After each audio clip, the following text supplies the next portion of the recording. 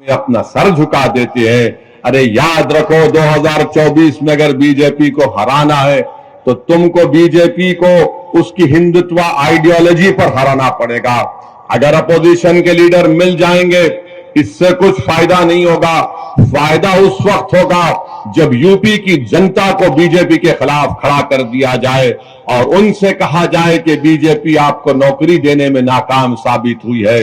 BJP नौजवानों का मुकद्दर बेरोजगार बनाकर रखती है। जब हम यूपी की और भारत की जनता को ये बात समझाने में कामयाब हो जाएंगे कि नरेंद्र मोदी प्रधानमंत्री जरूर बन गए मगर महंगाई को रोक नहीं सके। आज गरीबी बढ़ रही है, बेरोजगारी बढ़ रही है, आज जनता के पास पैसे नहीं है अगर उनके बच्चों को स्कूल में तालीम दिलाने के लिए। आज गरीब इतना परेशान है करके घर में अगर कोई बीमार पड़ जाता है तो उसको कर्जे लेकर अपने दोस्त या अपने रिश्तेदारों का इलाज करना पड़ता है। ये सब के सब जिम्मेदार बीजेपी के प्रधानमंत्री, देश के प्रधानमंत्री और उत्तर प्रदेश के मुख्यमंत्री का मामला रहा है।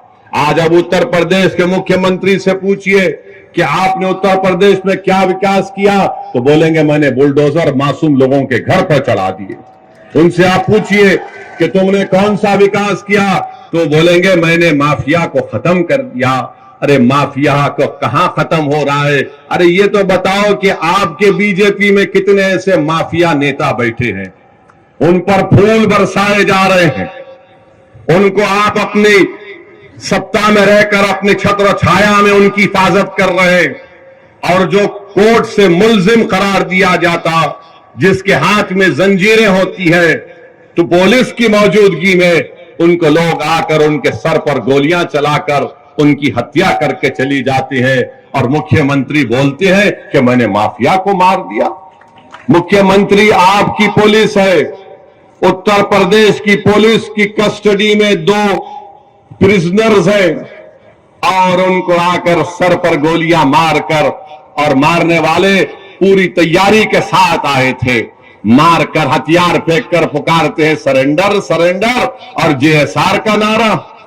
मैं उन पुलिस वालों से मेरा एक सवाल है, अगर वो जेएसआर का नारा नहीं लगाते और तकबीर बोलते तो निकाल कर उनको वहीं ढूंढ देते थे। ये कौन सा आपका इंसाफ है बताओ आप? और मुख्यमंत्री बोलते गोली का जवाब गोली से देंगे, तो वहां पर क्या हो रहा था? गोली का जवाब जबान से भी नहीं दे पा रहे थे। आपकी कस्टडी में किसी की हत्या हो जाती, छोड़ दिए थोड़ी देर के लिए, उन मुल्जिमिन का नाम अतीक और अशरफ था मगर आपकी कस्टडी में थे, आपने उनको नहीं बचा पाए और आप बड़े बड़े बुलंद बांग दावे कर रहे हैं हम ऐसा कर देंगे। अरे तुम्हारी कस्टडी में जो प्रिजनर है तुम उसको नहीं बचा पाए। और मैं कह रहा हूं कि एनकाउंटर चाहे किसी समुदाय का हो, उसका नाम कुछ भी हो, एनकाउंटर से लोकतंत्र कमजोर होता है। एनकाउंटर से लोगों का विश्वास लोकतंत्र में, जमहूरियत में कम होता है। एनकाउंटर से कोर्ट जो कानून और इंसाफ के ऊपर अगर कोई इंसाफ करना है तो कोर्ट का काम है। जनता का एतमाद कोर्ट से कम हो जाएगा, जनता का एतमाद पुलिस से कम हो जाएगा, क्योंकि अगर कोई सत्ता में बैठकर ये तय करेगा कि कोर्ट फैसला नहीं देगा, मैं गोली से इंसाफ करूंगा, तो जमहूरियत खत्म हो जाएगी। लोकतंत्र को अगर मजबूत करना है तो गोली से नहीं, कोर्ट से इंसाफ करना चाहिए। आखिर वो कौन लोग हैं? मैं फिर से पूछ रहा हूं उत्तर प्रदेश के मुख्यमंत्री से कि जिन लोगों ने इलाहाबाद की सरजमीन पर उन दोनों को गोली मारी, आखिर वो कौन लोग हैं? कि उनके एक जो जिसने गोली मारी उसके घर पर झोपड़ी में रहती है उसकी मां, आखिर कैसे उसके पास 8-8 लाख के 2 वेपन आए, 16 लाख के? क्या इनको पैसा पाकिस्तान से आया? योगी आदित्यनाथ बताओ हमको, क्या आईएसआई ने उनको पैसा दिया था? क्या ये लश्कर तैयबा के एजेंट थे या नाथूराम गोडसे की नाजायज औलाद थी? ये या तो हाफिज सईद की नाजायज औलाद या फिर गोडसे की नाजायज औलाद हो सकती है। ये मुख्यमंत्री बोलते नहीं है कि कौन है, कौन उनके पीछे है, कि कौन उनको वो 8-8 लाख की एक एक रिवॉल्वर दिया, सेमी ऑटोमेटिक। कहां से हथियार इनको आए, कोई सब भूल गए। मीडिया वाले 3 दिन 4 दिन तक खूब चलाए, उसके बाद बाबा के राज में जो हो रहा वो खामोश बैठ गए, बोले महाराज का मामला है। अरे ये तो दिखाते कि भाई कहां से वो रिवॉल्वर आई।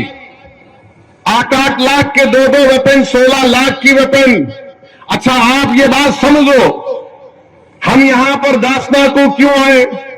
एक तो हाजी आरिफ, हम उनको बहुत मोहब्बत करते, बहुत चाहते उनको।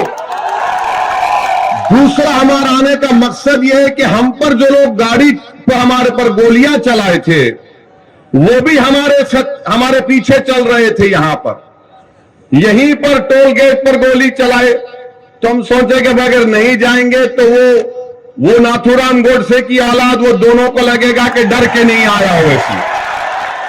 तो हम बोले आते हैं आरिफ साहब, आप फिक्र मत करिए, जरूर आते हैं, इसीलिए हम आए हैं और आते रहेंगे।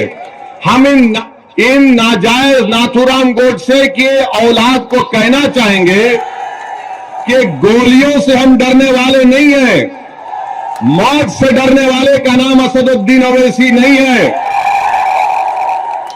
जो वक्त मेरी मां ने मुझे पैदा किया, वो वक्त अल्लाह ने तय किया। जिस वक्त इस दुनिया से हमारी आंख बंद होगी, वो वक्त भी अल्लाह तय करेगा। और अगर अल्लाह हमारी जिंदगी में शहादत लिखा है, तो अल्लाह का लाख लाख शुक्र कि हम मौत अगर जिंदगी में आ जाए और शहीद बन के जाएंगे, तो इससे बढ़ के इनाम इस गुनाहगार को क्या मिल सकता है? मगर तुम्हारी गोलियां, तुम्हारी ताकत, तुम्हारा जुल्म हमारी आवाज को दबा नहीं सकेगा। हम जालिम को जालिम बोलेंगे और तुम्हारी गोलियों का जवाब हम सीना तान कर मुकाबला करेंगे, मगर अपने सरों को नहीं झुकाएंगे। तो मेरे अजीज दोस्तों और बुजुर्गों, आपसे यही इल्तिजा और गुजारिश है कि आप अपने वोट का सही इस्तेमाल करिए।